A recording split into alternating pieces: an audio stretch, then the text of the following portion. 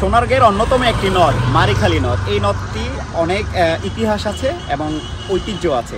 এই নদে এক সময় বিশাল বড় বড় নৌকা চলতো, যাত্রী চলাচল করতো এবং বিভিন্ন পণ্য পরিবহন হতো।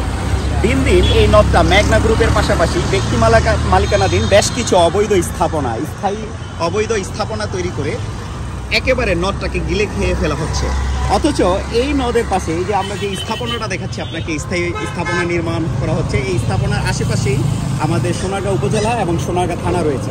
ঠিক 100 মিটারের মধ্যেই এই অবৈধ স্থাপনা কিভাবে হচ্ছে আমরা এলাকাবাসীর সাথে কথা বলেছি।